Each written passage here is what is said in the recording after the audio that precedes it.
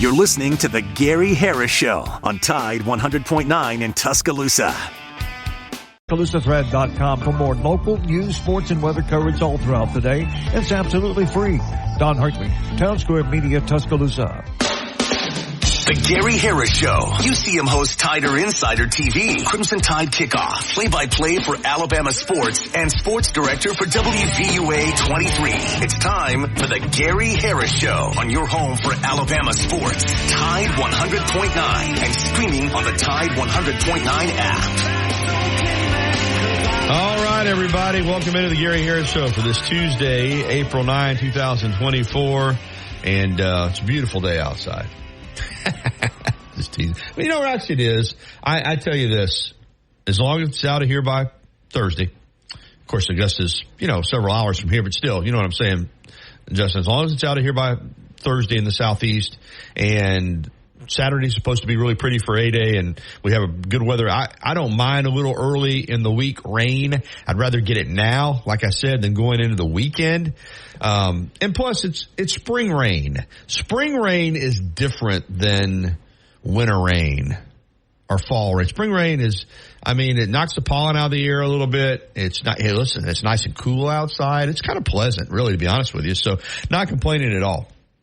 As long as we don't have severe weather. So, you never want to have that. But right now, it's going to rain. Get it on here. Now, I am disappointed because it could impact baseball and softball tonight. I think softball's in Birmingham. I have to look it up. I'm not looking at the schedule. I think that Justin is softball at home at Sanford tonight, I think. And baseball, I know, is home against South Alabama. So, don't know what that could do to us in terms of that. But anyway, I'm bright-eyed and bushy-tailed this morning, ready to go. I had to take a little grief from Barry Sanderson because yesterday I was running a little bit late. There's no denying it. I was, and it wasn't traffic, and it wasn't, because a couple times I've gotten caught in some traffic, but it wasn't anything like that. It strictly was, I was running late. So I texted Justin and Barry and just said, hey, buy me a little time if you can. And, oh my God, Barry had to talk a couple extra minutes, Justin. Yesterday, he had to talk a couple of extra minutes. So he was giving me grief this morning. But I was into this morning at 8:36. Because I looked on my clock when I pulled into the parking lot. So ready to go. Good show on tap this morning. I'll run it down for you in just a second. I'm Gary Harris. This is the Gary Harris Show. Justin Jones right there on the other side of the glass. And let me go ahead and give you a little programming note too, right here at the top, because I'm excited about it. And I will be in Thursday morning. But I am interviewing Kalen DeBoer Thursday morning, a one-on-one interview for WVUA 23. It's a TV interview, so we'll have the cameras and all that there. But I'll also make sure that I use it here on my radio show as well. In fact, I'll get it ready to go and run it Friday morning, Justin, on our show. So sit down interview with Kalen DeBoer, first one that I've had. So that's but anyway, I am going to, the way that they're doing it, because we've all requested it, they're doing all of the quote-unquote Birmingham TV stations that morning. And we're included in that. We're even though we're in Tuscaloosa, we're in the Birmingham market. But it's the TV stations that regularly cover Alabama football. So, we'll each get 15 minutes with Coach DeBoer. So I'm not sure what time I will be in here Thursday morning, but I will be here. As soon as my interview is over, I'm going to pack up. Well, I'll let the crew pack up, and then I'm going to get my car and drive over here. But Justin will be starting the show that morning by himself, and what we'll do is, he'll just run an interview or two or some sound, and then when I get here, we'll pick it back up. So I'm going to go ahead and let you know that. But got a good show on tap this morning. I'll tell you about that here in just a minute. But first, I want to let you know that this hour of the Gary Harris Show brought to you, as always, by Alabama Credit Union. As I said earlier in the week, or last week, I think I mentioned, I'm going to get Steve Swafford, the CEO, on here sometime to talk some ball with us. And he's a big sponsor of the Tommy Wilcox Outdoors Show, of course, a sponsor of my show, and all the great work that Alabama Credit Union does in this community. But I'm going to have Steve on here. He's going to come in studio with me one morning. We're just going to kick it around. But if you want a financial institution that goes the extra mile, it is Alabama Credit Union. There's no denying that. You become a member. Membership is just it's just different, and the way that they go about their business, not for profit. It's just something special. So check it out at alabamacu.com. That's alabamacu.com. I guarantee you, if you become a member, you're going to enjoy everything about the Alabama Credit Union, just like I have. Alabama Credit Union, loans for real life. Some rules and restrictions do apply. See if you're eligible for membership, then join today and feel good about your money and put a little extra change in your pocket. All right, the lineup for today, just two guests today. Back to a two-guest show, 9:30, the Rocket Man, Drew DeArmond, 977 ESPN Radio in the Rocket City of Huntsville, will join us for his segment, and we're going to kick around Alabama football. Obviously, Nate Oates, which I'm going to get to here in just a moment. Always a good, entertaining conversation with Drew.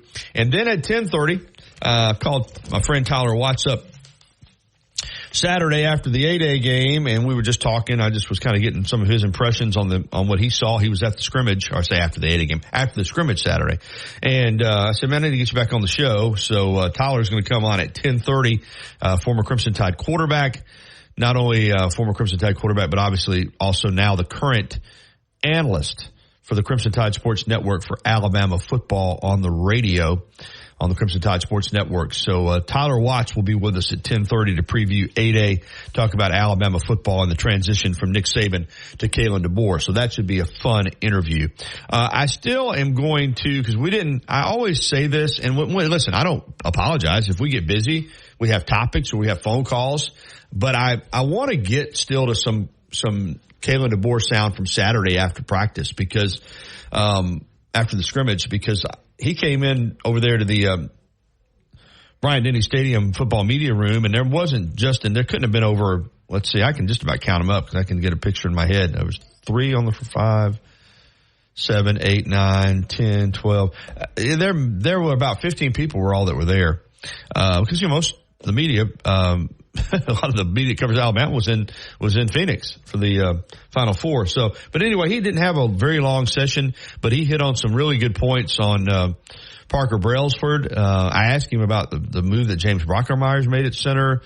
He talked about Jaden Roberts and the little injury that he suffered at practice. So I'm going to try to get to that sound today. And it wasn't that long, so we'll just run it in its entirety if we get an opportunity. If you want to get involved in the program, the number on the First and Main Condominiums hotline here for hour number 1 is 205-342-9904, 205-342-9904. And Justin, should I go ahead and brag on my bracket again? All right, yeah, I might as well, because now it's official. The bracket challenge that I was in, I didn't just win it, I dominated it. I wiped out the field. I was so dominant in my bracket that it was already decided before they even played the Final Four games. I mean, how about that? I mean, it was already, and yes, I had UConn and Purdue in the final game. I had UConn winning. My Final Four was UConn, Houston, Purdue, and Alabama. So the only one I missed was the Houston Cougars. I can't remember. I'm looking at it. Either 13 or, I think 13 of the Sweet 16 is I think 13 was the number. Yeah, because I had 10, if I remember. Yeah. And so just really a dominant performance. And, so all those that were people that were in my bracket challenge, and we were just playing for an Amazon gift card, which I have to, and I was asking Justin before the show, if any of our listeners out there can help me out. You probably have picked up on this with me. I don't know how to use an Amazon gift card. I don't have an Amazon account. I've never ordered anything off Amazon in my life. I'm still when I need something, I go to the store. I go to the store, or I go to whatever, convenience store or department store or whatever. I don't do a lot of, online ordering, really, like none. So, and Justin didn't know either. So for your listeners out there, do you have to have an account to use an Amazon gift card, or do you get to use it at like a store, or is it like a credit card? How does that work? So anybody that knows, because if you have to have an account, I may just give it to somebody for a gift or something. But because I'm not going to go create an account just to. But anybody that knows anything about how Amazon works, let me know. Call in, let me know, because I'm going to have an Amazon gift card at my disposal here. Probably, I guess today. I guess they need to present me with my winnings, my prize today, Justin, after I dominated the bracket. But all right, a good show on tap today with Tyler Watts and with Drew DeArmond. We'll get to that audio from Kalen DeBoer, hopefully if we have time. Right now, before we get to the break, obviously the big story coming out last night. What time did that hit? I was at the sports office working on my 10 o'clock show, watching a little bit of the game. Was it around 8:30 that Coach Oates put his statement out? Somewhere around there, you think, Justin? I'm trying to remember exactly when it came out. I guess we can check the tweet and see if it had a time on it. About 8. It says 13 hours ago. Okay. Well, anyway, obviously a lot of speculation and on Coach Oates and the possibility of the Kentucky job. Mitch Barnhart, the AD there at Kentucky, coming after Nate Oates, and I do think that there would be some interest, but Nate Oates went ahead and shut that down and put out a statement, and the statement read, put it out on X/Twitter, and it might have been out on other social media outlets as well, but let me pull it up here. I've got it. Here's the statement that, well, you know what I did? I did this. That's fine. I'll put up on, but I did this the other day too. You know what I do a lot of times is I bring my scripts in from the 10 o'clock newscast and use them as notes. And I'll be doggone if I didn't go ahead and, do it again. I brought in the early show sports scripts, so I can't reference them. I have it here if you want me to read it. Yeah, go ahead and read it, Justin. This is the statement from Nate Oates in regards to his position as the head men's basketball coach at the University of Alabama. Bama Nation, I'm fully committed to this team and to this university. We have already accomplished some great things here, and there is nothing I want more than for the University of Alabama to win its first national championship in men's basketball. Despite any rumors to the contrary, rest assured that I will continue that pursuit as your head coach. Roll Tide. All right, there you go. And I think that is matter of fact and resolute enough that it shuts it down. So good for Alabama men's basketball. Good for Nate Oates. And also go ahead and get the Greg Burns statement too, Justin, if you don't mind, and get ready to read that because it's a follow up to Nate Oates' statement, and I think it makes it clear, obviously, that Alabama's very happy, obviously, to have Nate Oates, and I think it makes it clear, too, that they're going to do whatever they have to do to keep him. We're committed to supporting Nate Oates as he continues to lead Alabama men's basketball in its pursuit of a national championship and encourage our fans to be a part of that by supporting Yay Alabama. I know I've said this before, but want to reiterate how important this is with the changing landscape in college athletics. Nate and I talk regularly about the priorities of the program, and NIL is at the forefront, as is a day-to-day development space for our team, which we are taking steps to address as we speak. We appreciate your support through Yay Alabama and look forward to celebrating more championships in the years to come. Roll Tide. Outstanding. Let me ask you this, Justin. Read between the lines there just a little bit. Obviously, NIL's huge. NIL, whether we like it or we don't like it. And the way it's configured now, I'm not necessarily a fan of it, but it's important. But also, I wonder if reading between the lines, that maybe that the talk of a new competition arena could get back on the front burner. Because let's be honest, it basically feels like it's been shelved. That one sentence that really sticks out to me in this thing is he goes, working on a development space for our team. That's what I'm... Day. I think maybe it is bringing. That's kind of what I'm feeling. I'm feeling that it's been on the back burner. After they did the big announcement, remember, I mean, that was a whole dog and pony show over there with the video and everything else. They were going to redo Coleman. And I guess if we'd have to look back at the timeline, but I think the original plan to redo Coleman would have been, it would have been close to being completed by now. And then fans kind of, there was some backlash to that. So then they decided to go with the brand new arena and then building cost and everything else. So, there's been no ground broken at all, but maybe this will put that, back. Cause listen, I've got no problem with Coleman. I've said this all along. Coleman's reputation is not fair. It's still a really good place and fun place to watch a game. But do I think Alabama needs a new arena? Would be fun to have a new arena, basketball, competition arena, but obviously with better sight lines and just more fan friendly. Sure, it would be. So maybe they'll get that back going again. But it costs money. I understand that. I understand it costs money and a lot of it. So you have to do what you have to do. But anyway, we're off and running here on the show. UConn last night did what UConn does. And the good news is I thought, if you're an Alabama fan, and I thought, outside of Edey and the little guard, UConn completely shut down Purdue. I thought that Alabama played a better game against UConn, but UConn won by 15 over Purdue and 14 over Alabama. They were just dominant. They won the national championship.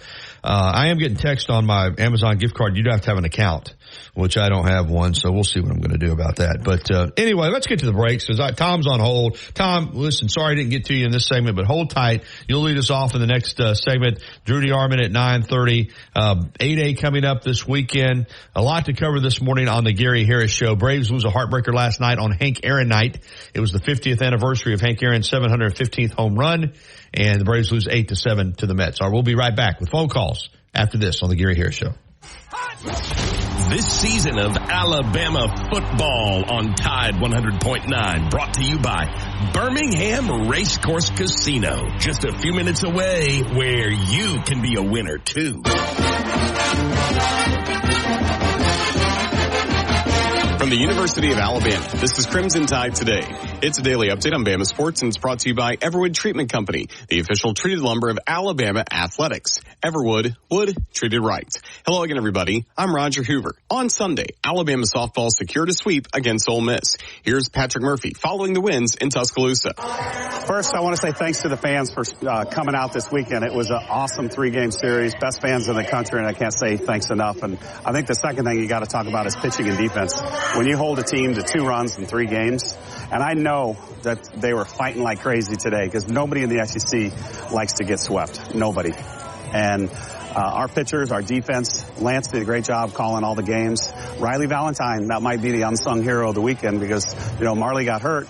And now Riley's catching all 3 games and did a hell of a job. So pitching and defense solid. And then Kendall Clark's 3-run home run off the top of the scoreboard was just unreal. And then another play, Kristen White's catch over the wall in center field was big time. And that's going to be on SportsCenter, I guarantee. I'll have more in a moment.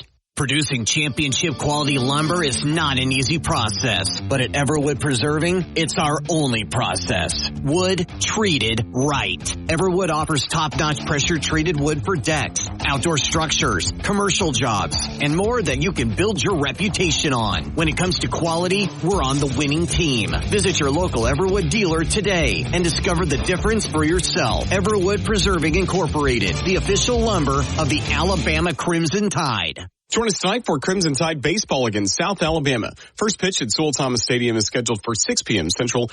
.com/deal or text DEAL to 511-511. Text DEAL to 511-511. All dogs are unique. Your dog's results can and will vary. Message and data rates may apply. Tide 100.9 Tuscaloosa weather. Cloudy with occasional showers, maybe a thunderstorm in spots today and tonight. The high today 73, tonight's low 60. Tomorrow, rain and thunderstorms likely. The rain tomorrow could be heavy at times. The afternoon high at 77. I'm James Spann on the ABC 30-40 Weather Center on Tide 100.9. It's 57 degrees in Tuscaloosa. You see him on WVUA 23 covering sports and on Tider Insider TV on Tuesday nights. Don't miss a minute of the Gary Harris Show. Weekdays from 9 to 11 on Tide 100.9. All right, 9:22. Welcome back into the Gary Harris Show. UConn 75, Purdue 60. A lot of people have texted me about, Alabama versus Purdue. Had that matchup come about, Alabama did lose to Purdue in the regular season. Clearly, UConn 37-3. They won every game in the NCAA tournament by double digits. In fact, Alabama, played them, I thought, better than Purdue did. Although it was 15-point margin of victory for UConn against Purdue and 14 for Alabama, but they were a juggernaut, man. They were awesome. All right, let's take some phone calls on the First and Main Condominiums hotline. Tom is going to lead us off, and then Philip will get to you. Hey, good morning, Tom. Jerry, good morning. Yes, sir. How are you? Doing well. Enjoying this rain because I think that, like I said, as long as it gets out of here by Thursday and the weekend, I'm not going to complain about it. Me either. I'm ready for this pollen to get gone. Me too. And I'm ready for Augusta, and I'm ready for A-Day. So big week. Yeah. I am too. I'm really looking forward to A-Day. I hadn't done that in a while, and I'm ready to do it again. And I'm really curious as to what I'm going to see, and so my interest level is very high right now. And I read in the paper this morning that Coach Saban and the team from last year are going to be honored at A-Day. Well, I mean, I know they're going to do the Denny Chimes captain ceremony. No, unless it's a misprint, they acted like they were going to honor the team. And so I found that when I read it, I thought, really? And on A-Day. And so that's that. And well, let me check go ahead, Tom. Keep your point. I'm going to check my email. I got an email out from Josh Maxson on A-Day yesterday, and I probably should have read the whole thing. Yeah, so. And I was going to say that I would have thought that Coach Saban, since he's retired, that Augusta would be, be on his line of things to do because of, not having to rush in and out to get back and all that kind of good stuff. So I was really caught by surprise on that. Of course, I think he likes the Sunday round more than he does any of the other days. Okay, yeah, I'm reading about trying to read all the stuff up on the A-Day game. Let's see. Obviously, it's Saturday at 3 p.m.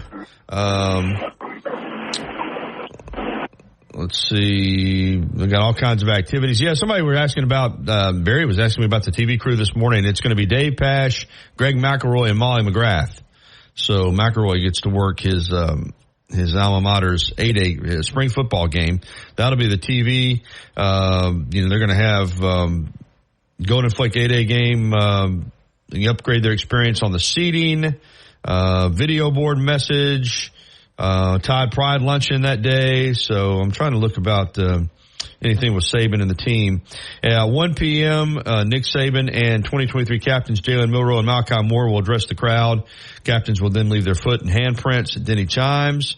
Football team will hold its Walk of Champions at 1:50. So they'll still do the Walk of Champions. So I don't see anything about the team being honored, Tom, but I could be wrong. I mean, I don't see it in this release about all the things going on with A-Day game. I really thought I read that, and I don't want to mislead anybody, so everybody look out and take that with a grain of salt. Yeah. But I don't know if you noticed or not, and but last night was the amateur dinner at Augusta. Did you see the pictures of Nick and all those people there? I didn't. I sure didn't. So, I think he got to determine the menu. And the American Amateur Champion is kind of like the Masters Champion. Yeah, that's right. And I guess even though he's a pro now, he's still the amateur U.S. Well, he had pictures from the Crow's Nest, so No, he's still representing as an but he would have been there anyway, even if he hadn't won, if he had to turn pro. You're right. So I guess he's still doing all that goes with that. So that's pretty cool. Yeah. Yeah, it was. It's some really nice pictures, and of course they always and I enjoy this sort of thing. That it was a nice picture of the plate settings in the dining area, and I mean just gorgeous. If you're into china and silverware and those sort of things, which I am, and it was gorgeous. And I just. Where did you see those pics? Did you see them? I did. I follow the Masters on Instagram, and they. I'm not on Instagram, so. Well, you ought to be, because I think you'd enjoy it. Our fisherman buddy from over in Northport, he's on there a lot.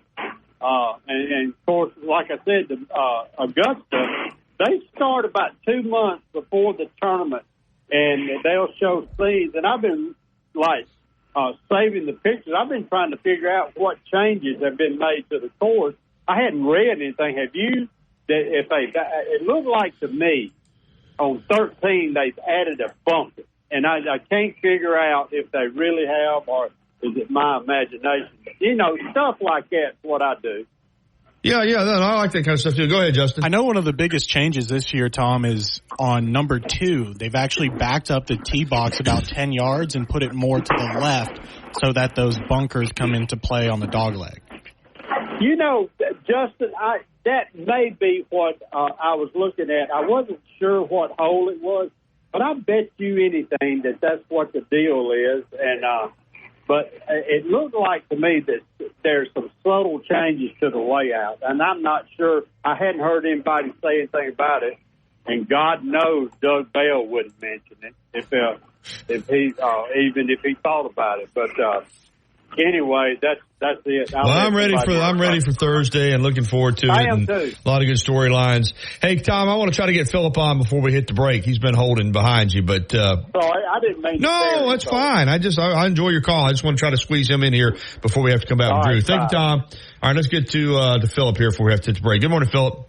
Hey, good morning. Just in time. Hey, Gary, if you could ask Drew for me about. A few weeks ago, I talked to you last week. Byrne was on a podcast, and he said that he's going to be unfurling some initiatives that had to do with basketball. And I just was wondering if Drew might have some clarity on that. All right, I'll ask him. Philip. Yeah, if you could. I know we all speculate on the arena, but I just got a feeling there's more to it than just that. Okay, I'll sure ask him. Thank you, Philip. Appreciate it, Gary. All right, man. Back guarantee. Text support to 511-511. Morning Kick. These statements have not been evaluated by the FDA. This product is not intended to diagnose, treat, cure, or prevent any disease. Tax fees may apply. As much as Innisfree has evolved, it will always be that place to escape and have a good time. Whether it's for a game day weekend, to reminisce on college days, or to create new memories, if you're looking for a good time, there's only one thing to do. Head to the Free at 1925 University Boulevard. And don't forget about the Lucky Lunch Meat and 3 special. Monday through Friday from 11 a.m. until 2 p.m. Get a meat and 3 vegetables for just $8.49. Or for a lighter appetite, try the Lucky Lunch soup, salad, or sandwich combo. I'll see you at the Free. Want to know what's going on with the Crimson Tide? Download the Tide 100.9 app today.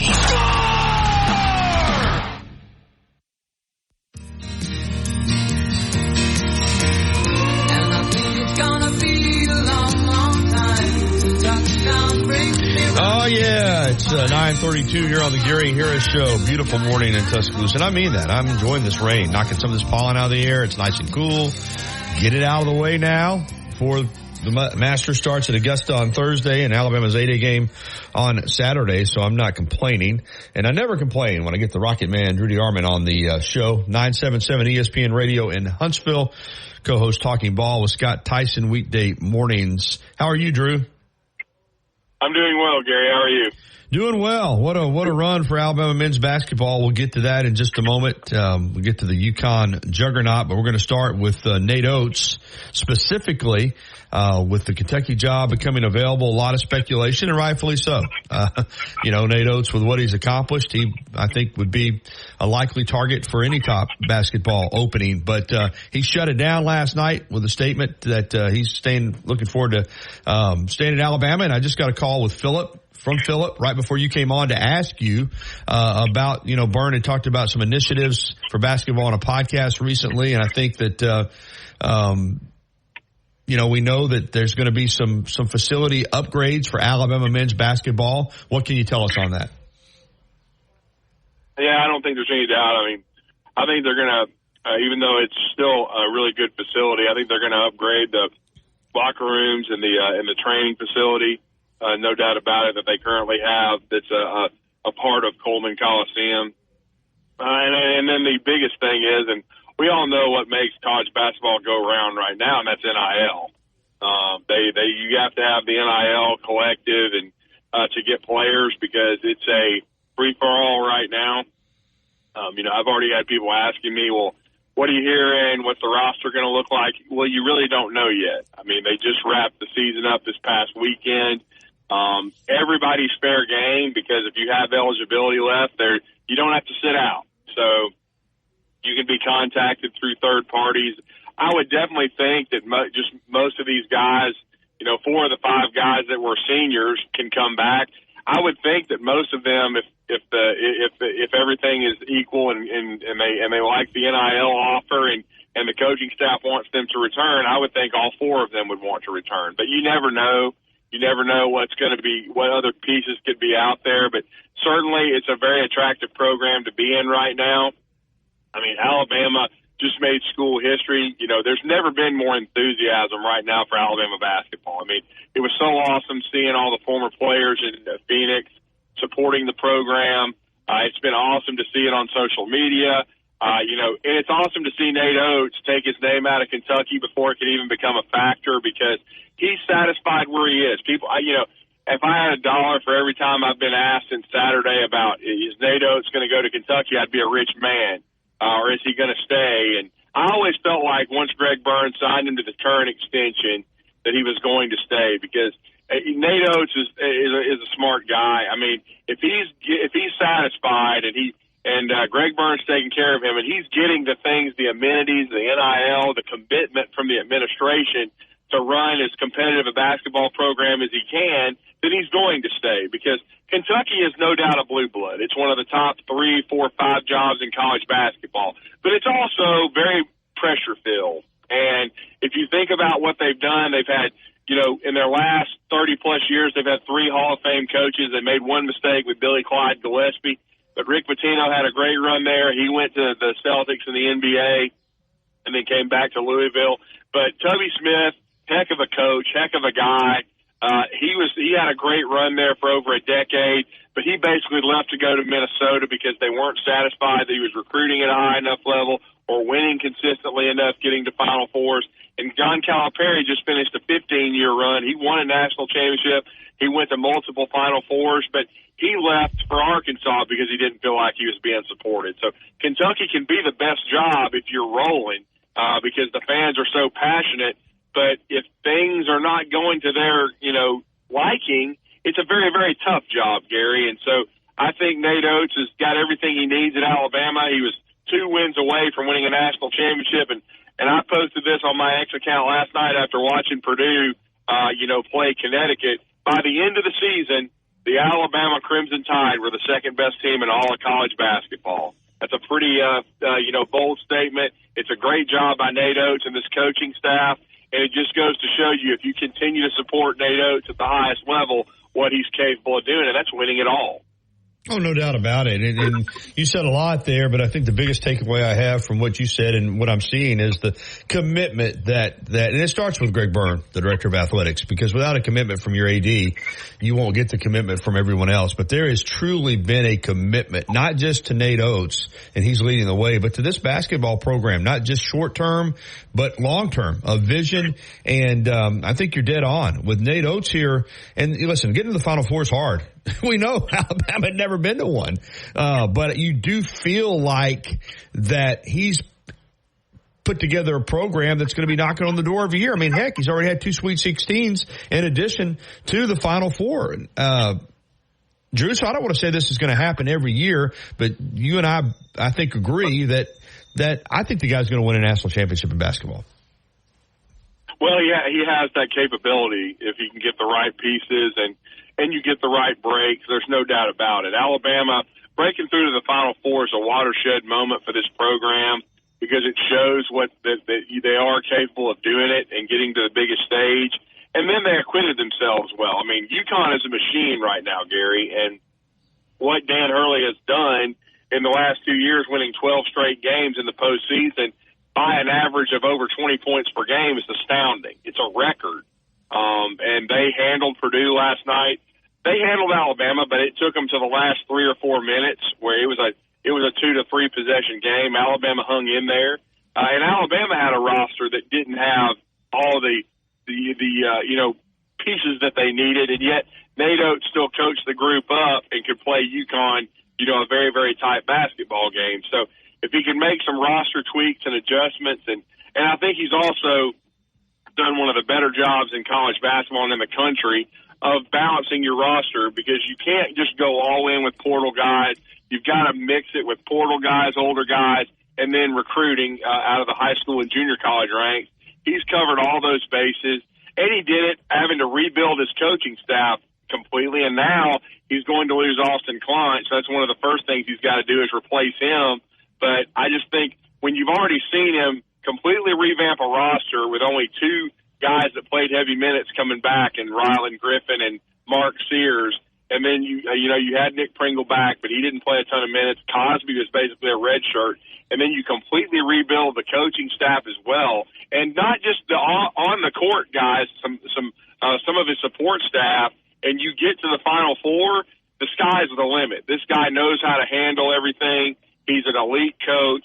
He's as good a coach as Alabama's ever had in basketball, and they've had some great Hall of Famers like Sam Newton and Wimp Sanderson, and we know what Johnny D did with the Rocket 8, but there's never been a better time to be an Alabama basketball fan, and just keep supporting this program and this coaching staff, because if you do, first of all, they can win a national championship, and second of all, I mean, it's not going to happen right away, but you're going to continue to see not just facility improvements, you're going to see a new arena built, and I think you're going to see Nate Oates here for a long time, because look, if he wasn't satisfied with what he was getting from the athletic director and the support from the president's office on down, he's had multiple opportunities in these 5 years to go to Louisville, Michigan, Kentucky, a lot of places, and he's never pursued them because he's satisfied. He loves to be at Alabama, and that's a great spot to be in if you're the Tide.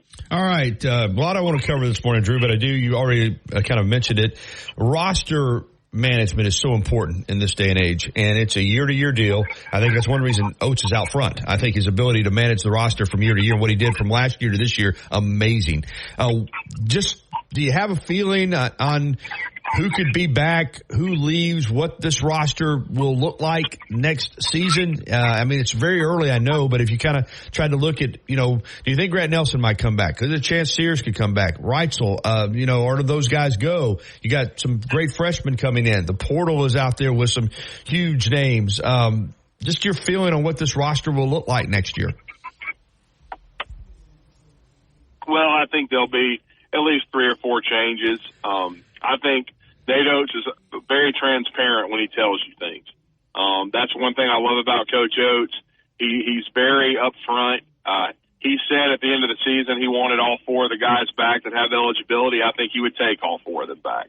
Now, you have to come to an agreement, and, of course, Grant Nelson and Mark Sears are going to take long looks at professional basketball opportunities. And we know that, and they should do that. But I think Latrell Reitzel's a perfect fit for this system. I think he would benefit greatly by, coming back for another year and playing for Nate Oates. Nick Pringle showed flashes of brilliance, but needs to be more consistent. But he's a nice fit. I don't know that he'll be a starter, though. It would depend on what other bigs they look at in the portal. And, Aiden Sherrill, how where is he getting here as a freshman? How many minutes is he ready to play? He doesn't have college experience, which Nick Pringle has a couple of years, so that would give Nick a leg up there. But if you bring Grant Nelson back, he's almost certainly a starter and a heavy contributor. So, and then Jaron Stevenson, how much better does he get? Because he showed vast potential. So again, it's where the kind of the pieces fit. But I would think that 3 or 4 departures would happen at least. You're going to have, probably, you've already got 4 signees, including a portal transfer. I wouldn't be surprised if there's a couple of more. So I would say at least half the roster will probably be different, but that's going to be the new norm in college basketball. And I think there's going to be 3 or 4 guys move on, whether it's professional opportunities or into the transfer portal, because they all want to play. I do think they all love being at Alabama and playing for Nate Oates, but I think Nate Oates also wants to see guys get opportunities, and he wants to, and he's also, you have to treat it as a business. And right now these guys are professional athletes, so basically if you can upgrade your roster, you do that, and I expect Alabama to do so, and I expect Alabama to have as good a team on paper as anybody in the SEC going into next season potentially. But again, you've got to, the pieces have to fit and the chemistry has to be good. And that's another job for Nate Oates and this coaching staff to meld everybody together, because it was a process this year. But I think the great thing was by the end of the season, they were playing their best basketball, and that's why they reached the pinnacle of the sport, and they were in Phoenix for the Final Four. Yeah, good times for Alabama basketball. All right, let's move to this John Calipari, Kentucky to Arkansas. situation, which has opened up, the Kentucky job, or will when it's made official. And, Oates is staying at Alabama. Dan Hurley seems to have no interest in leaving UConn. Where will Kentucky go, in your opinion, Drew Fritz, new head coach? Well, my first inclination, the perfect candidate is Billy Donovan. I agree, 100%. He coached there as an assistant, and under Pitino, his mentor. He turned down the job twice when Jeremy Foley was taking care of him at Florida, and he won 2 national championships in 06 and 07. I think Nate Oates, in many ways, is this generation's Billy Donovan. That's why he stayed at Alabama. He's trying to build up the Alabama program. But now things are different. Billy decided he had to scratch the NBA itch like Pitino did, but Pitino came back to college. I've always felt like Billy would eventually do that. He's 58 years old. If he's ever going to take the Kentucky job, I think this would be the time. Now, he has not dealt with NIL or the transfer portal, but I really don't care. Billy Donovan is an elite coach, and I think he would definitely hit the ground running and be able to recruit and put together a roster that could match up with anyone. He would be the first call that I would make. Jay Wright should be on the list, but I really don't think he wants to coach anymore, so I don't think he would take the job. So to me, the next name that would tickle my fancy, and some are wondering if he would fit there, but I really think he's an elite coach, is Scott Drew at Baylor. He has a close relationship with Mitch Barnhart, the athletic director. He's won a national championship at Baylor, and he honestly does it. People forget what he had to clean up when he went to Baylor with the Dave Bliss situation 20 years ago. And, I think he would do a great job at Kentucky. But to me, it's got to be there's 3 guys. Since I don't think Jay Wright will take the job, there's 3 guys that should be considered for me for Kentucky: Billy Donovan, Scott Drew, or Chris Beard.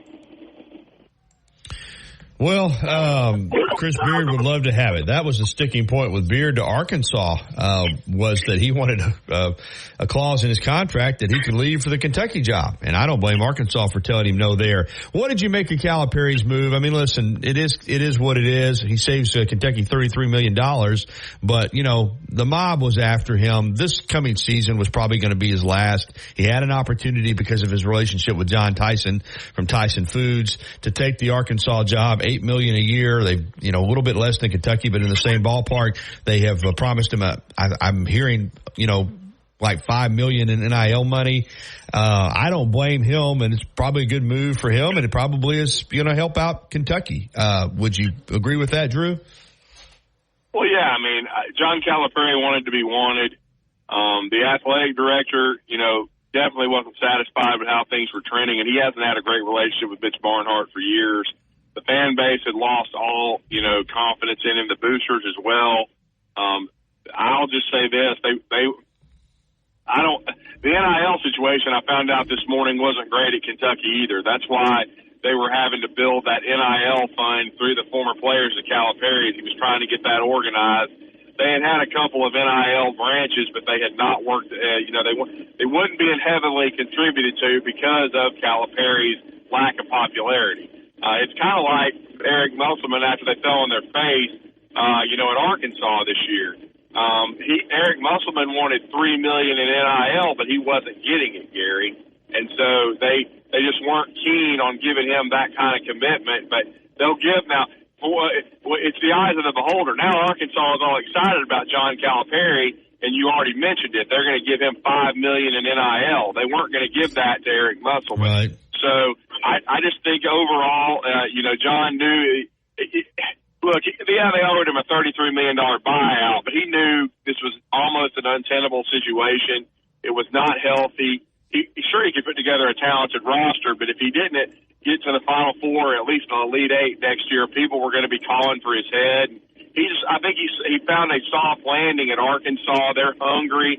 They feel like they upgraded, and now Kentucky. If they could get Billy Donovan, that would re-energize this fan base in Lexington. I don't think there's any doubt. They've always wanted Billy, and I know people have brought up Rick Pitino again, but I just think his age and being in his 70s, when he took that St. John's job last year, he mentioned a 5-year plan at St. John's to get them re-energized. I don't think Kentucky wants a 5-year plan. As you've seen, when Tubby did a good job and when Cal had it rolling, they'd like a coach to be there for 10 to 15 years. And so I don't think Kentucky wants a short-term fix, and I think that's why Rick Pitino wouldn't be on the list. I'm with you there. All right, man, great basketball recap. We've got just a couple minutes left. I do want to get your take on the spring practice session for Alabama, which wraps up this week with the A-Day game on Saturday, and what you're looking for and expecting from A-Day on Saturday afternoon. I just continue to watch the quarterbacks. Heard a lot of good things about Ty Simpson and his ability, to grow in this offense already, and he's been throwing the ball really well. Jalen Milroe continuing to adapt to this system and compete. Those two guys, Milroe still running first team, but, Ty definitely, putting pressure and iron sharpening iron, which is good to see. I mean, they're competing. Heard some good stuff about Austin Mack and Dylan Lonergan from the last scrimmage as well. So I think their quarterback room's in good shape, but again, the transfer portal is going to reopen.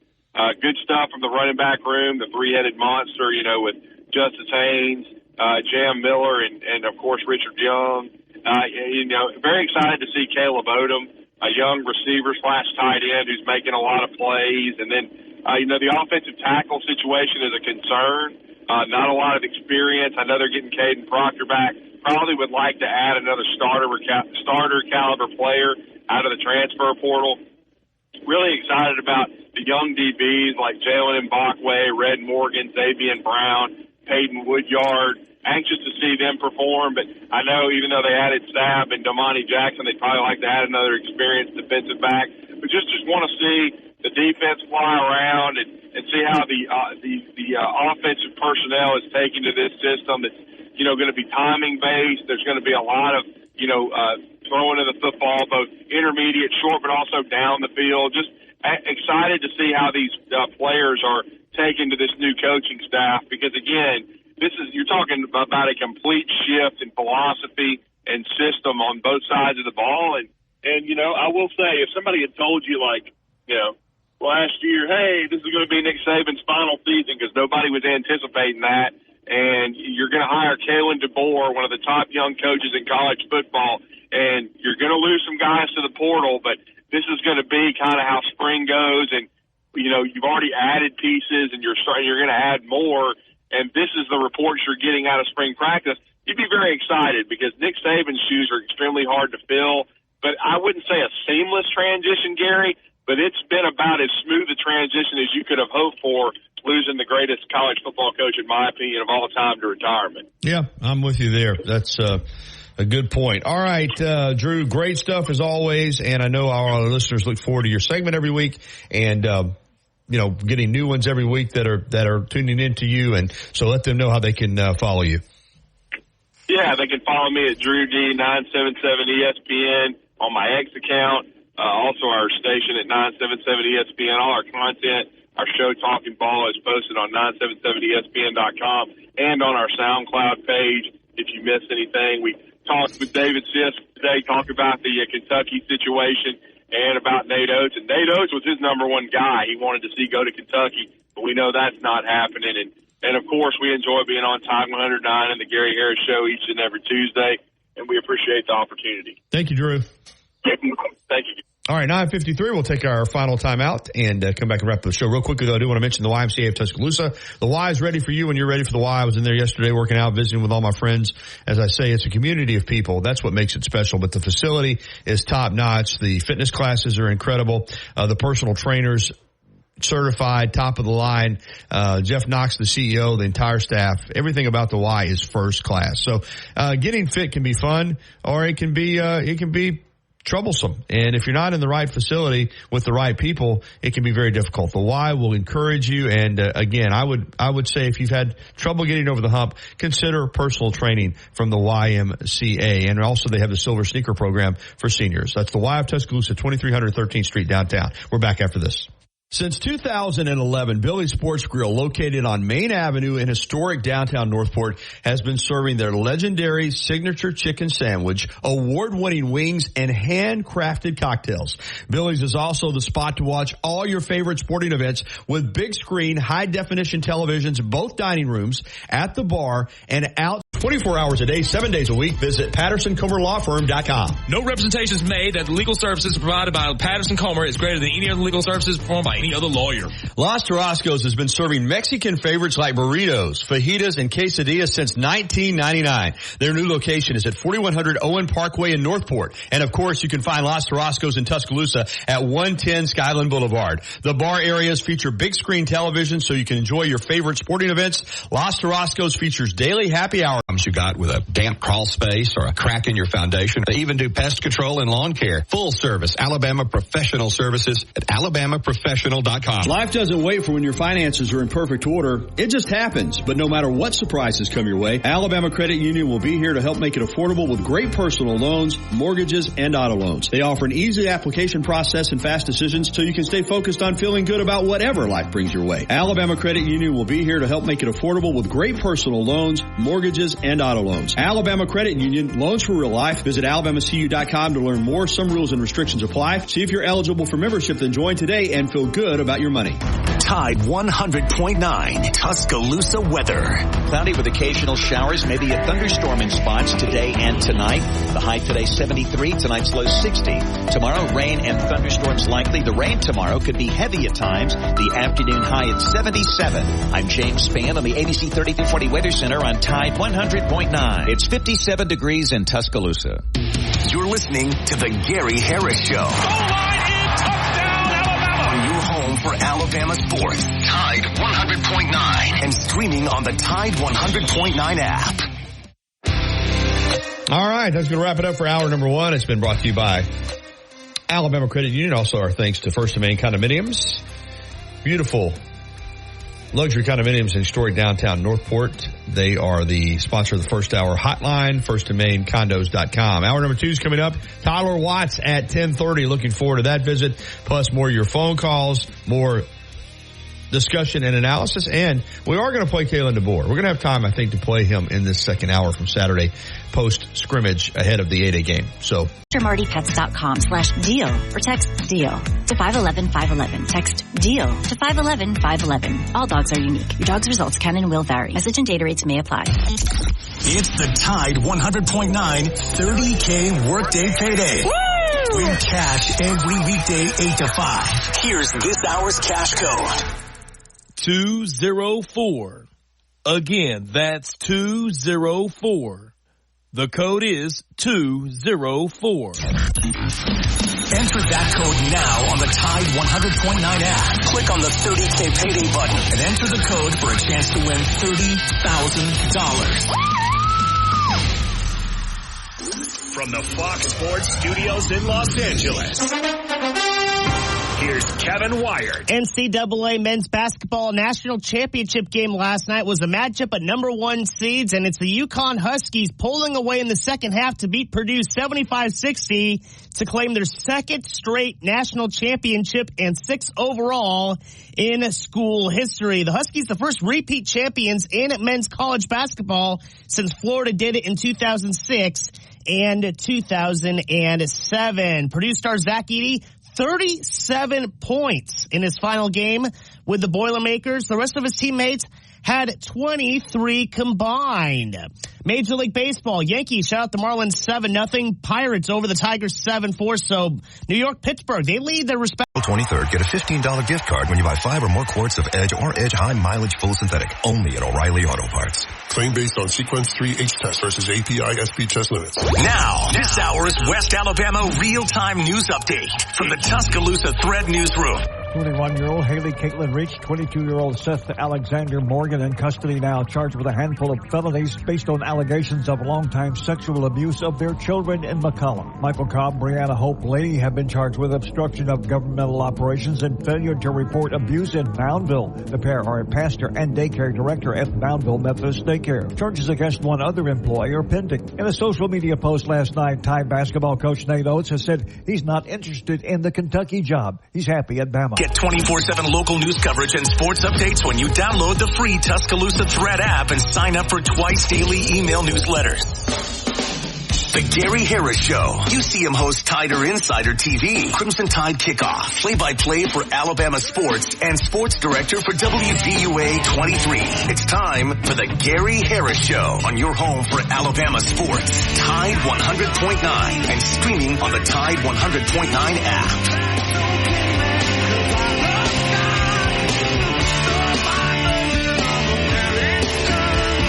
Here we go, hour number 2 of the Gary Harris Show for this Tuesday, April 9, 2024. I'm Gary Harris. I'm your host, Justin Jones, is manning the controls, taking your phone calls this hour on the Krispy Kreme Donuts hotline at 205-342-9904. Remember, Friday will be our Krispy Kreme Donuts giveaway. We've already done it twice. We'll do it again. We'll give away a Krispy Kreme 100% heavy cotton t-shirt and donuts for a year, courtesy of Evan Smith and Krispy Kreme here in Tuscaloosa. All right, this hour of the Gary Harris Show is being brought to you by Patterson Comer, attorneys at law. Paul Patterson and Mike Comer are dedicated to serving our clients. Integrity and excellence are the driving force behind the firm and its staff, and clients and prospective clients are treated with respect and care.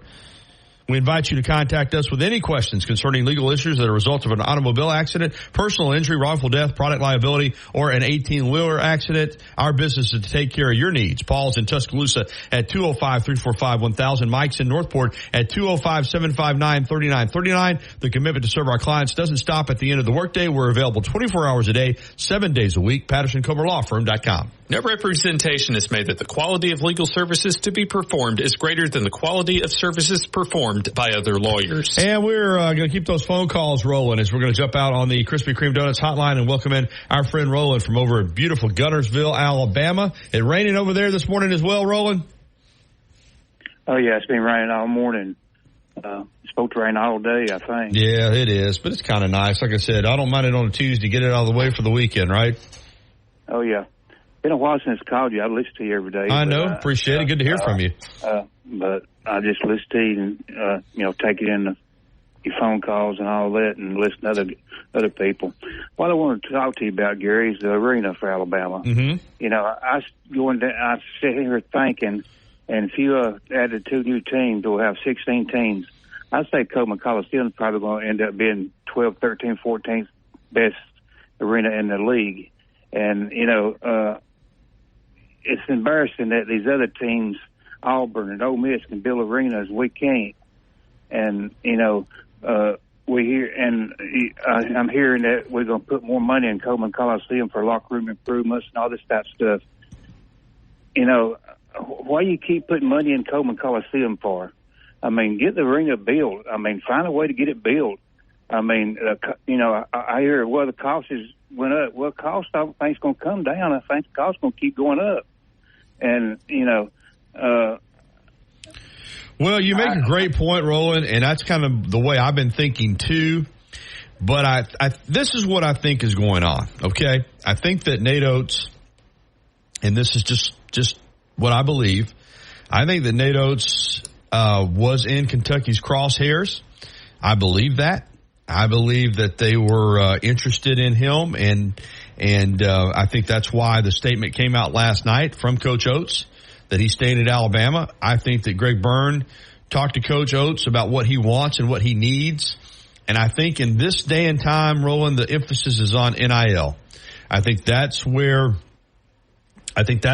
coaches want the money to go. And I'm with you. I'd love to see a new competition arena. But I think for a coaching perspective, that is secondary to having the money needed to get the kind of players in that win a national championship. And I think that the reason that you're probably going to see, even though, listen, they got a nice practice facility now, and I think the locker rooms are nice now, but I think the reason you may see initially the emphasis on a new training facility and training room and locker room and basketball practice facility is because with the NIL money and that, I think that maybe Nate Oates feels like that's more practical than just building a new arena. I'm not saying they still won't build a new arena at some point, but I guess what I'm telling you, Roland, is I think that Nate Oates is in on whatever it is they decide to do.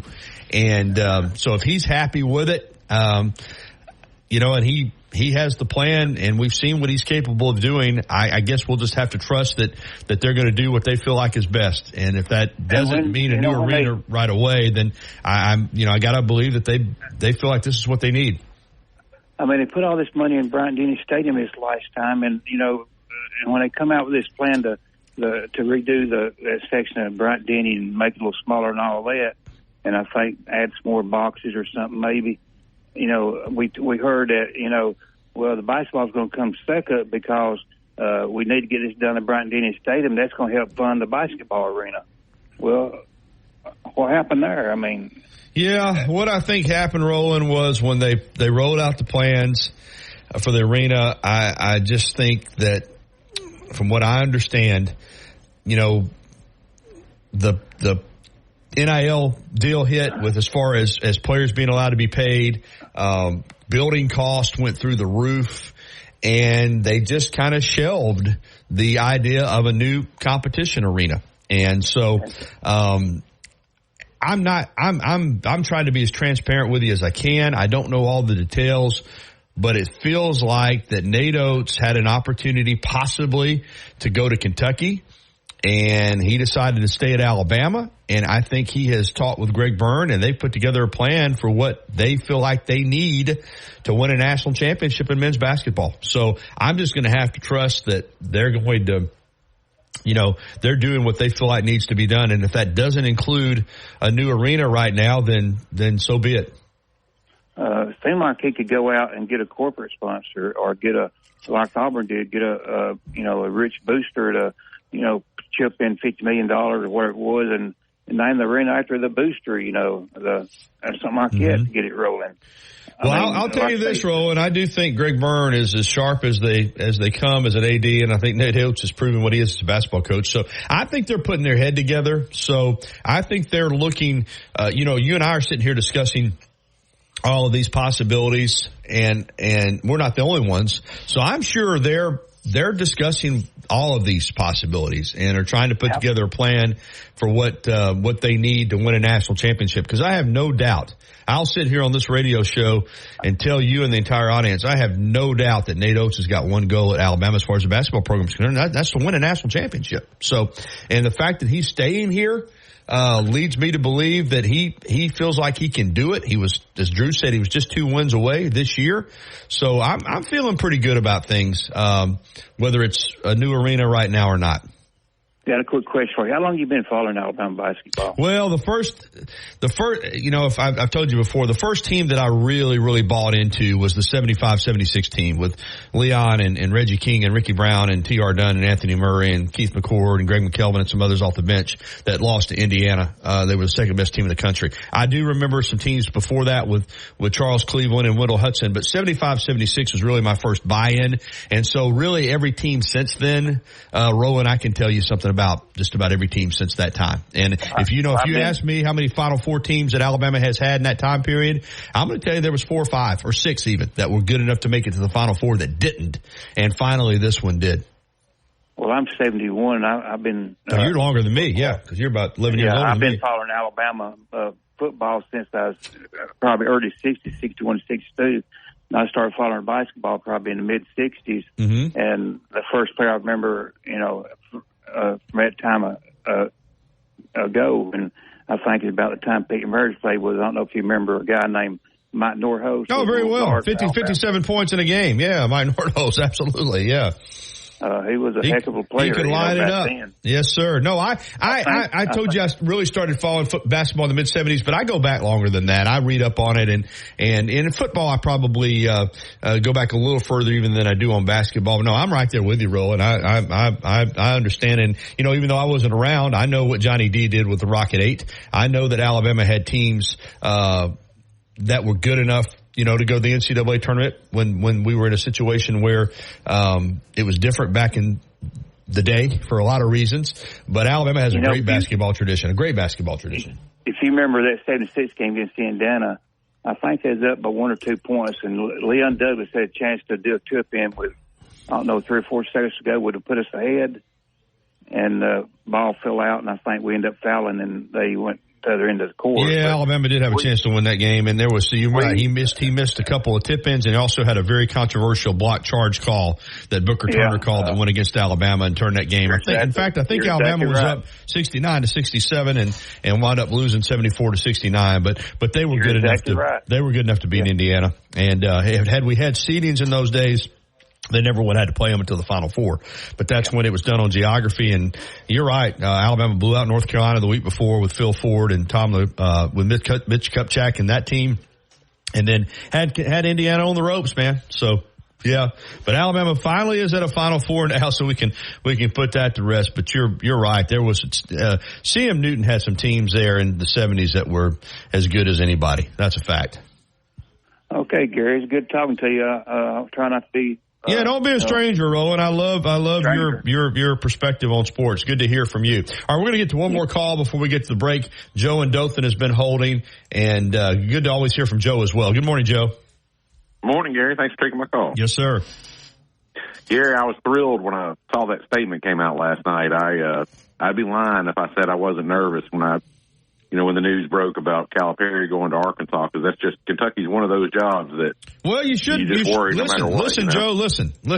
You had a right to be nervous. Every Alabama fan had a right to be nervous. And I'm so glad that Nate Oates shut it down, but don't think for a minute that there wasn't interest from Kentucky toward Nate Oates. There was.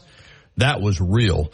Those writers that cover Kentucky up there, they know that Kentucky and Mitch Barnhart had serious interest in Nate Oates. So you were right to be nervous, but now you're right to be, in a celebratory mood that Alabama is keeping what I think is a top 5 basketball coach in the country right now. And it looks like that he's in it for the long haul.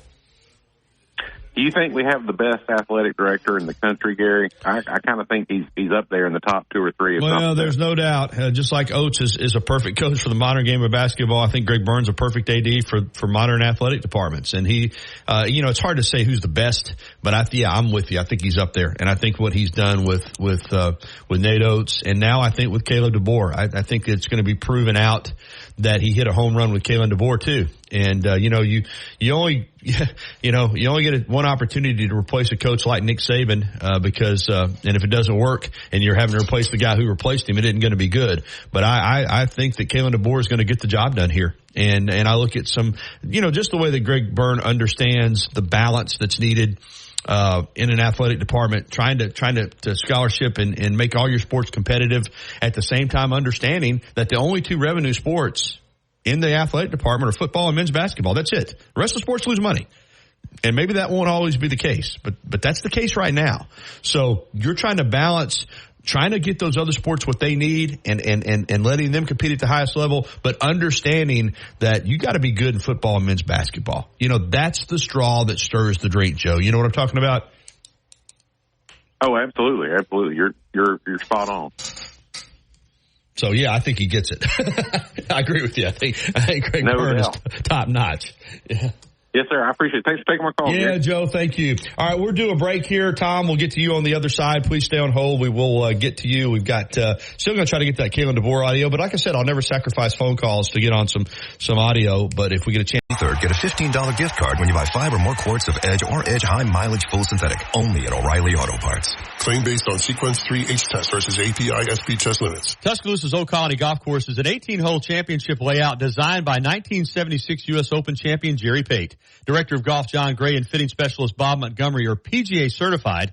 Mike Shivitz is the head professional and director of the Tuscaloosa Junior Golf Program.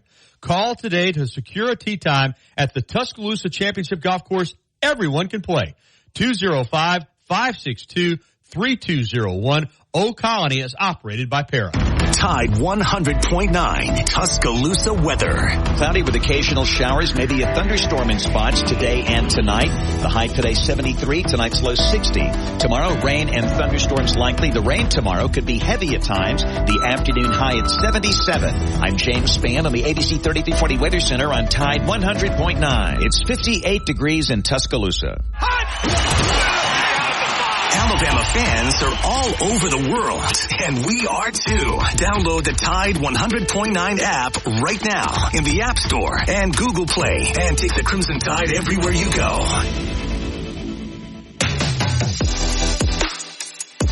All right, 10:20. If you're looking for a hidden golf gym in Tuscaloosa, Tall Pines Golf Course is it. East Tuscaloosa, the former Woodland Forest Country Club. They put brand new greens in, and the golf course is in great shape. I was out there Sunday. Refurbished swimming pool, beautiful clubhouse, bar and grill, banquet room available for parties. You can find out more at Tall Pines Golf Course, 556-1232. That's 205-556-1232. Make a tee time today, or certainly consider joining Tall Pines Golf Club here in Tuscaloosa. All right, let's jump back out on the Krispy Kreme Donuts hotline, and Tom is back for his second go-round. What's up, Tom? Hey, Gary, I'm sorry. I'm going to have to hang up. I didn't want to hang you out there, but I'm going to have to call back a different time. Really? Yeah. The boss is down here. I got to hide. Oh, okay. All right. Well, sorry. All right. Tom was going to try to sneak a call in, but the boss got him. I think he was wanting to talk about the Coleman Coliseum situation with the new arena. And like I said, I don't know exactly where everything stands, but I think that all right. Again, I'm going to be clear on this. I do believe. And this is listen, it's not like I'm going out on a limb here. I mean, it's out there. But based on what I've been told and what I've read from the Kentucky perspective, Justin, I think that Nate Oates was in Mitch Barnhart's crosshairs. Now, that doesn't mean that others aren't in his crosshairs. That doesn't mean that there aren't other candidates that he wants to talk to. But I definitely think that Nate Oates was a person of interest in regards to the Kentucky basketball job. And the fact that he has now issued a statement that he is happy and staying at Alabama tells me that Nate Oates and Greg Byrne and others, meaning probably some people that have influence in the program, got together. And now it doesn't hurt that Nate Oates had already been given a contract extension by Greg Byrne before any of these job openings, and is making $5 million a year, and that there was an $18 million contract buyout clause put in. But I think that there has been more now done in regards to this basketball program, and I think a lot of it has to do with NIL. I think that Nate Oates staying Justin and putting out that statement, and then Greg Byrne attaching that statement and the Yay Alabama collective link. I believe that Alabama had a big hit in the last 12 hours or so in NIL money. And I'm not talking about, hey, listen, everything's appreciated. I do know that. I mean, I know enough about Yay Alabama to know they appreciate every penny that comes in. And what I mean by that is you don't have to be some huge donor.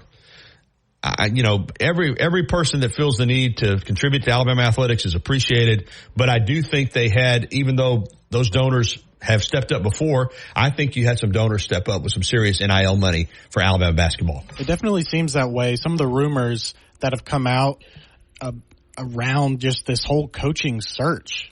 I mean, clearly, even if Mitch Barnhart didn't have Nate Oates in tow, it was enough buzz, enough hype, like you said, Gary, for him to release a statement and Greg Byrne to release a statement as well. Hopefully, that is the case, that a donor or somebody stepped up and was able to, I guess, increase either the NIL or keep Nate Oates interested, because there's so much he can build here at Alabama that he would have to battle through and start over at Kentucky. I think it was a great decision to stay here. Of course, I'm biased, and I loved that he stayed at Alabama, because if he'd left, it really would have been a stab in the back. Alabama fans would not have been happy, and I would have felt hurt. It would have stung. It would have stung Bama fans to the core. And I think it speaks to Nate Oates' loyalty. Now, again, I try to keep everything in perspective. You know that if you listen to my show. I'm not going to sit here and tell you that, $5 million is a lot of money. And again, I live here. I can speak to how far $5 million could go in Tuscaloosa, based on what I make. In Tuscaloosa, Alabama, making $5 million a year, you can live any way you want to live and do anything that you want to do. So it's not like he's not being compensated very well. Having said that, had he talked to Kentucky, I'm sure they're going to pay their coach more than that. And it's Kentucky.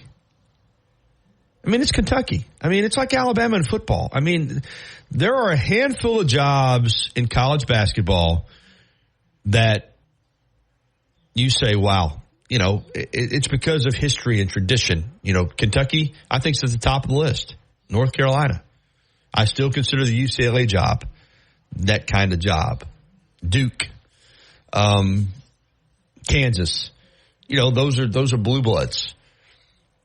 So for you to make a commitment to Alabama, I think speaks to the loyalty that Nate Oates has. And he has said, you know, 11 years ago he was a high school coach, Romulus High School outside Detroit.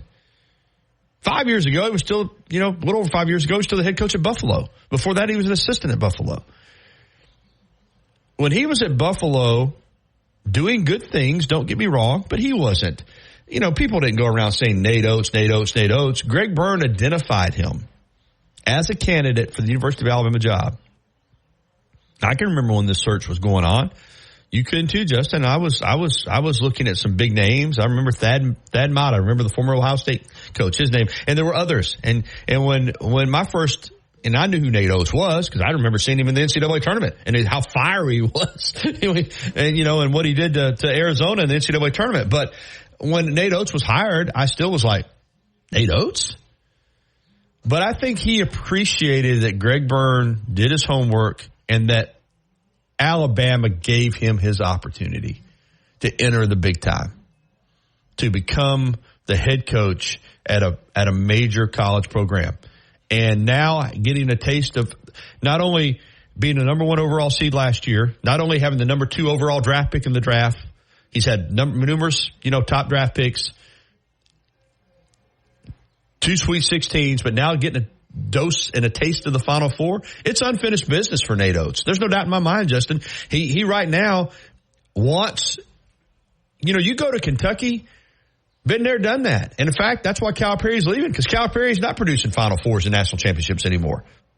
You do it at Alabama, man, you're breaking new ground. I think he's got a taste of it now. I think he wants to finish the drill. I'm convinced that he's, I won't say obsessed because I don't know him well enough to use that term, but I'm convinced that he is focused on winning a national title in basketball at Alabama. I think an interesting point that I've kind of been exploring in my own mind here as well is in the world of NIL and college athletics. We know, and we've talked a lot about expenses and how much money these sports are bringing in. We know that football is the breadwinner for almost all of these Division I schools. So if you're a basketball coach, of course we're talking about Kentucky, and they're going to have all sorts of money for their basketball program. But if you're a basketball coach and you know you're playing second fiddle to football almost always, at least monetarily wise, why not stay at the school with the biggest and most money coming in through their football program? That only helps you out NIL wise. It only helps you out from a coaching salary wise. It's an interesting point. There's no doubt he sees the advantage of it. And listen, I think now if you are being courted by Kentucky, or at least there's interest from Kentucky, and you make a commitment to stay at Alabama, I can't imagine many other jobs that you would take. All right, we got to take a timeout. We're going to come back with Tyler Watts on the you got with a damp crawl space or a crack in your foundation. They even do pest control and lawn care. Full service Alabama Professional Services at alabamaprofessional.com.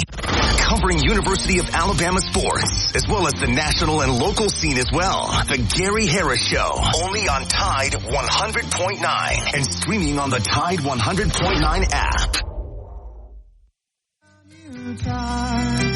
And stars fell on Alabama last night. Oh, Jimmy Buffett, man.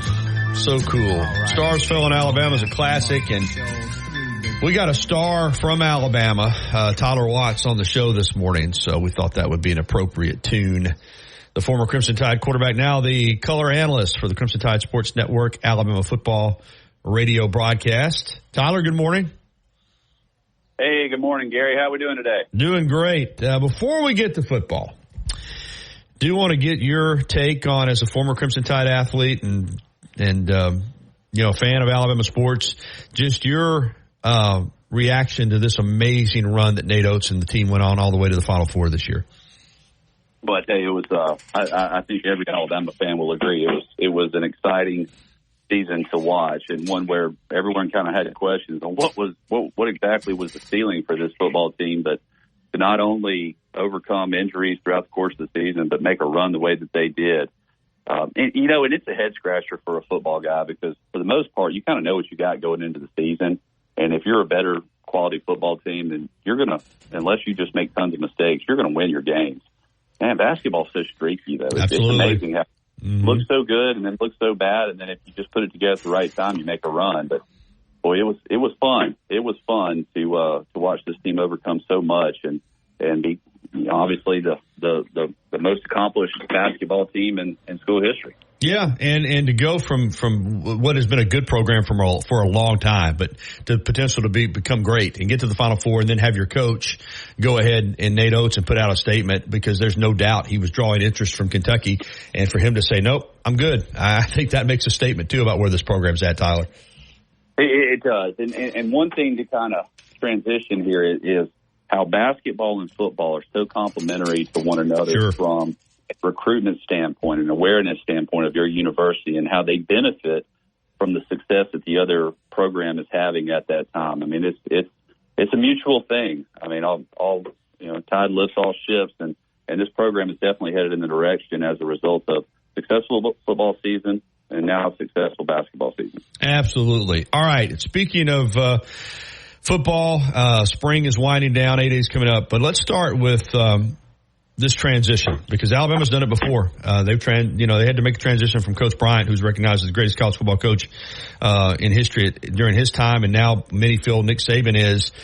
You make that transition, and it's ongoing right now from Nick Saban to Kalen DeBoer. And we're not even, we haven't played a game yet. We haven't got even to August yet. But this spring, it feels from the outside looking in, Tyler, and you've got more insight than I do, it feels like it's going about as smooth as you could hope for with Nick Saban stepping down and Kalen DeBoer and this staff coming in.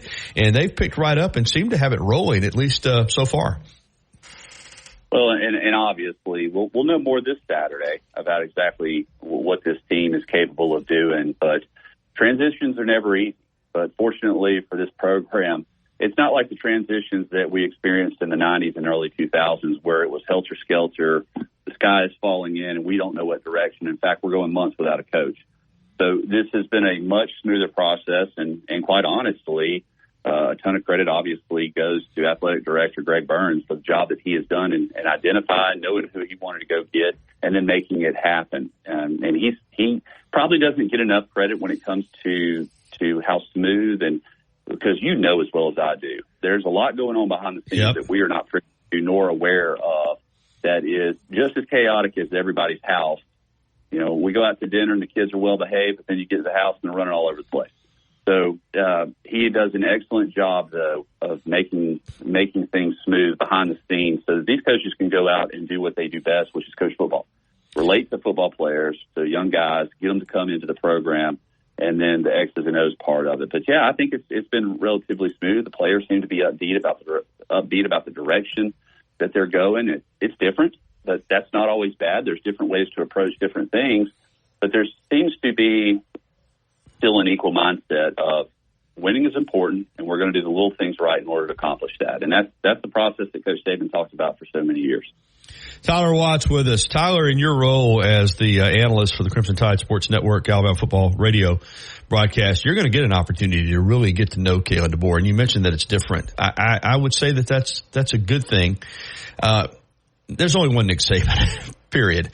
So if you bring in somebody that's a Nick Saban protege or somebody who's obsessed with kind of trying to keep it the same, I don't know that's a good thing. This is a guy in Kalen DeBoer that's clearly comfortable in his own skin. He's got a system. He's been successful at the highest level. And he's respectful of Nick Saban. I think he is going to lean on him for advice, but he's going to be Kalen DeBoer. And I think that's important because following a legend, if you're trying to be focused on doing it like the legend, I just think you're going to come up short. And there are no guarantees that Kalen DeBoer is going to win national championships, but I think to have a guy that's as accomplished as he is and is comfortable doing it his way, I think makes it easier to make that transition. Your thoughts? Well, being authentic is important in every aspect of life, not trying to pretend to be something that you're not, and being, as you mentioned, comfortable in your own skin. There's different ways to approach things, but you have to be authentic because, especially in a locker room, players, they have that sixth sense, and they understand who's telling the truth and who's being real versus who's a pretender, because you don't trust people who are playing the part. That's not respected in the locker room. And he does come across that. And I've heard from multiple people that what you see in the interview is exactly who he is. And that's a good thing. That relates to people because they understand, just kind of who they're dealing with. They understand they're not two-faced. They understand that this is authentic. And there is a mutual respect that goes along with that. And there's a trust that is built from that. And in football, trust is very important. Trusting on the guy next to you, trusting in what your coaches are telling you to do, because you understand that if I do it, I'm going to have success. These are important things. But I know this about the man. I haven't met him yet, but you can look at a track record, and when you win at every level that you've been at, regardless of what the circumstances were, regardless of what the program was, regardless of what the financial backing of that program was, and if you're able to relate to players, get the most out of them, and win, that transcends across different levels. And his track record definitely proves that he has that within him. And I think it goes back to what you just said. He is authentic. He is who he is. He doesn't pretend to be anybody else. And that doesn't mean he doesn't change along the ways from a standpoint of what's working or where the environment is going. But he is true to himself, and I think that his players respect that. Tyler, I think I know a little bit about football, but I'm not, arrogant enough to think I know as much as you do or watch practices or games the way that you do as a former SEC quarterback at Alabama.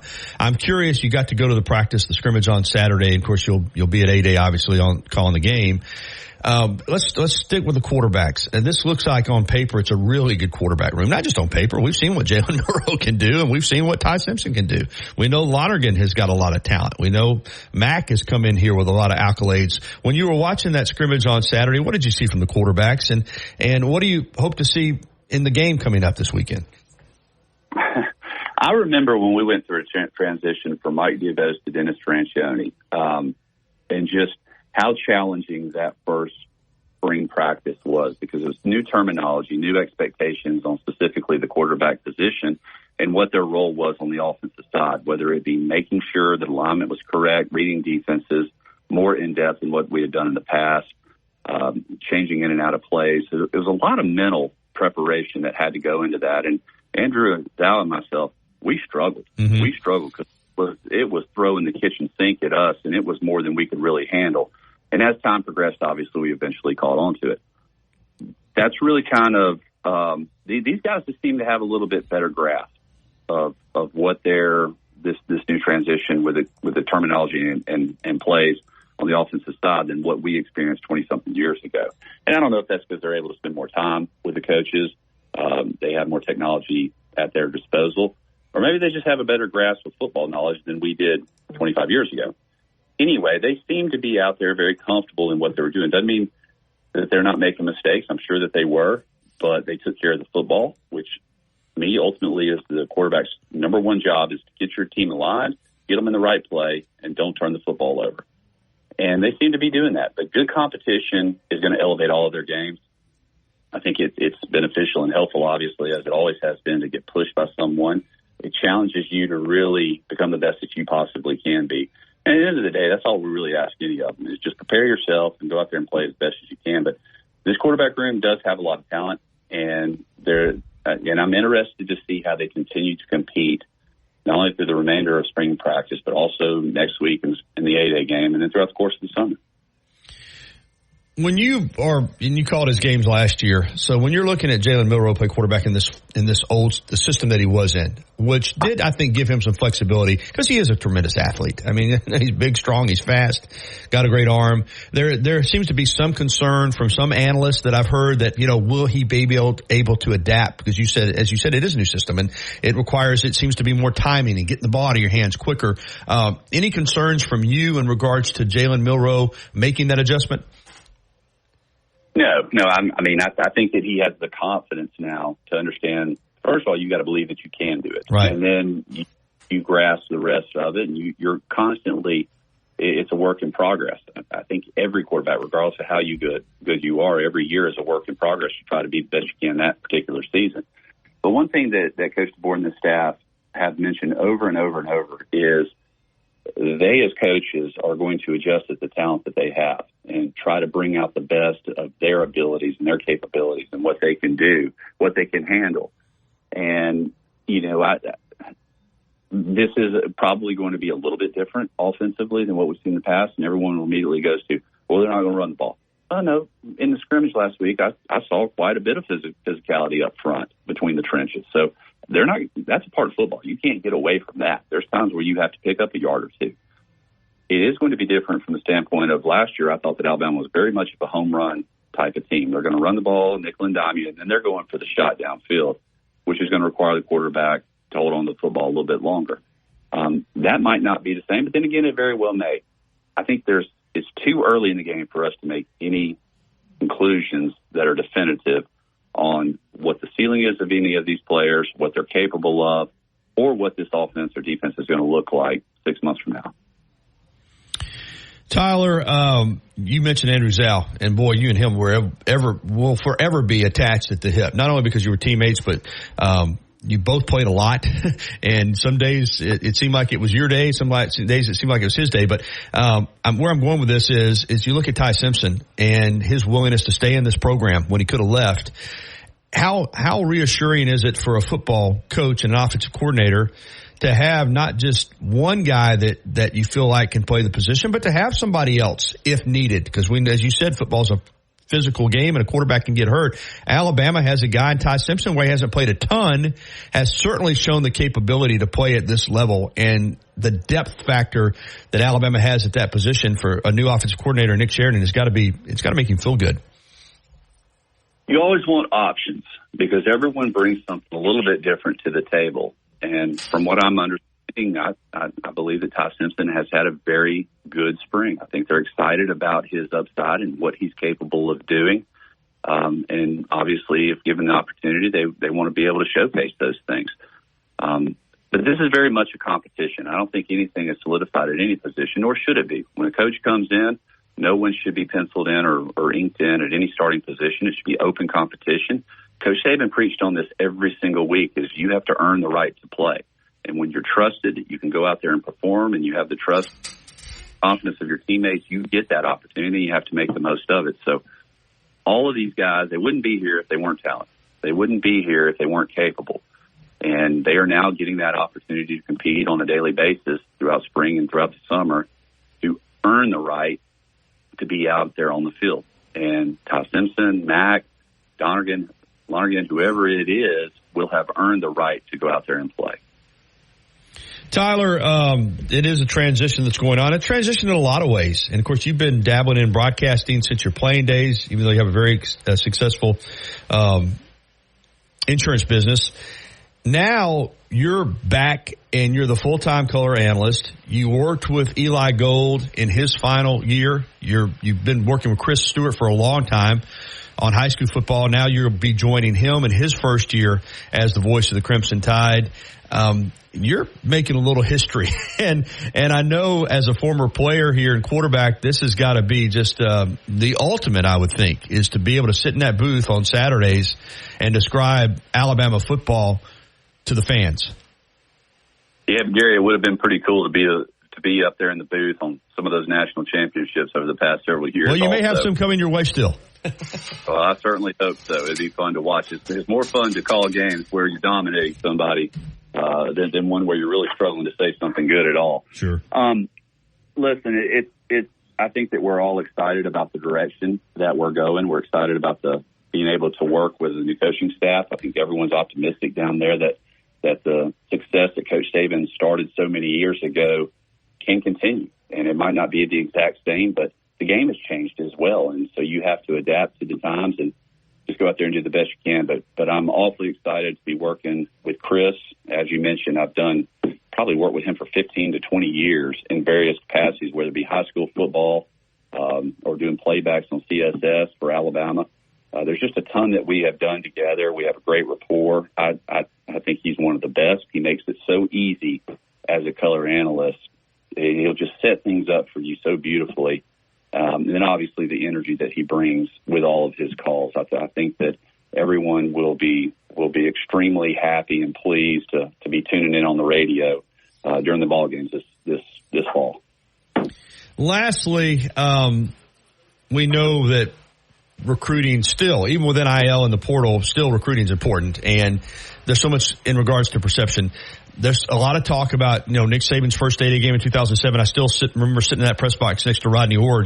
My mouth was just open. I couldn't, the fans just kept filing in there. And I told Rodney, as it was close still in the second quarter, and they stuck him in, I said, I think they're going to fill this place up, man. I'd never seen anything like it. That kind of set the standard for spring football games. And for a long time, schools were hustling to try to get crowds to match Alabama. It's died down a little bit. But now with Kalen DeBoer's first 8A game coming up this Saturday, how important, and it being the only game televised live by ESPN, the only spring game, how important do you think it is, Tyler, that Alabama has a big crowd on Saturday for the game? It's huge. And one thing that was so impressive about that first year, it was completely organic. It was just absolutely. People wanted to come down and watch it. It wasn't a marketing blitz done by the university of let's set the record. I mean, it was completely organic. And to this day, how many times has Coach Saban mentioned that in interviews of how he knew he was at a place who cared enough or cared almost as much as he did about the success of that program. And I think it's crucial again this weekend to set that precedent of letting the team, the coaching staff, everyone know the support that this fan base gives and is behind the success of this program. I think that's extrememely impressive. And as you mentioned, it being on TV, that's going to be noticed across the country. I think there's a lot of recruits out there wondering, they know who Coach DeBoer is. They know the success that he's had. They know what Alabama has been in the past. But it is still impressive. And it's amazing how you never know exactly what is going to intrigue a player. That's right. With some, it's academics. With others, it's getting to the league. With others, it's the facilities and maximizing their abilities. But playing in front of a full crowd is a whole lot more enjoyable than playing in front of empty stands. And that makes an impact on guys, coaches, everything across the country of knowing that the success that has been created over the last 18 years, and I say that has been, I wasn't a part of it, but the success that has been created will continue in the future because Coach Saban said it's more than just one person. This program has been awfully intrigued with football for over 100 years, and it will continue to be. And that really, the root of all that is the fan base.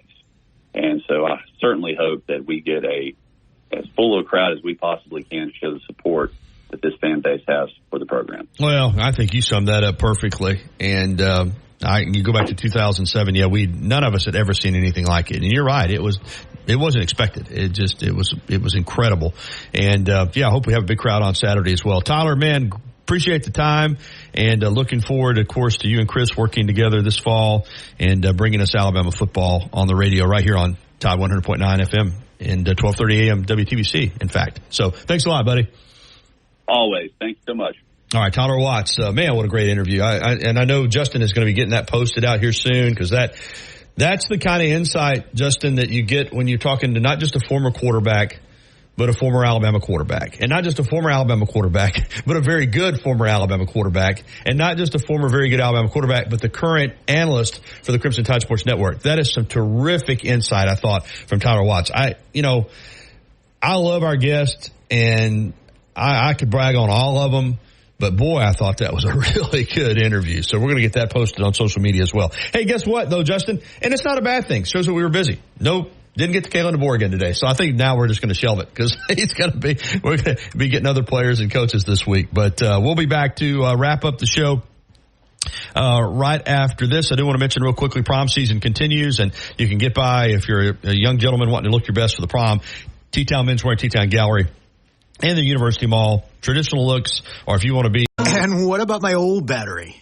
We can recycle it right here at America's #1 battery destination. Get in zone, AutoZone. Restrictions apply. If you haven't already, you've got to try Tuscaloosa's unique breakfast, brunch, and lunch concept. Brick and Spoon, downtown Tuscaloosa, Timerson Square. It's fresh food with a Cajun flair featuring a full bar with build-your-own Bloody Marys and mimosas. Open daily, 7 a.m. until 2 p.m. Available for after-hours events, rehearsal dinners, receptions, and birthdays. They offer brunch and lunch catering. Call Brick and Spoon at 205-345-5551 for more information. Tide 100.9 Tuscaloosa weather. Cloudy with occasional showers, maybe a thunderstorm in spots today and tonight. The high today 73, tonight's low 60.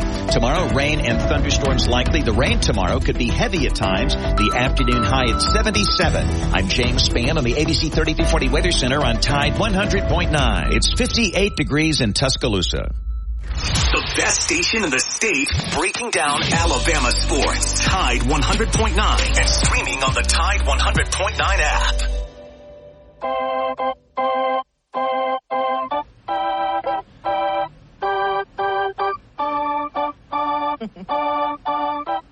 All right, 10:56, perfect timing. We're winding it on down. And again, I appreciate Rudy Armand and Tyler Watts. Really think that Tyler Watts interview from his perspective, just some great insight. I learned something. So hope you did as well. A reminder, all our interviews are listed on our podcast center. Justin does a great job of getting them up. Go to the podcast center, click on the Gary Harris Show, and you'll see all the individual interviews. So you don't have to go through the whole podcast. Although our podcast is available Google, Spotify, all those places. But that podcast center is a great place to get it. And the Tyler Watts interview is already up. So how about that?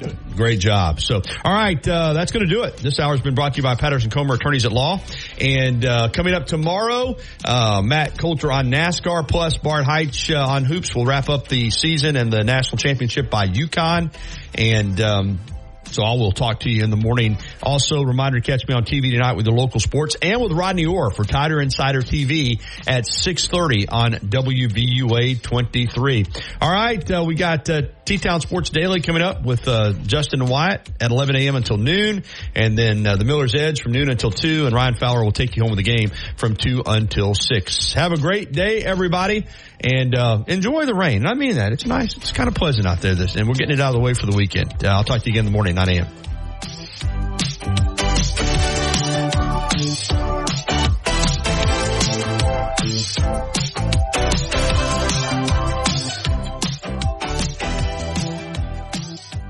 Thank you for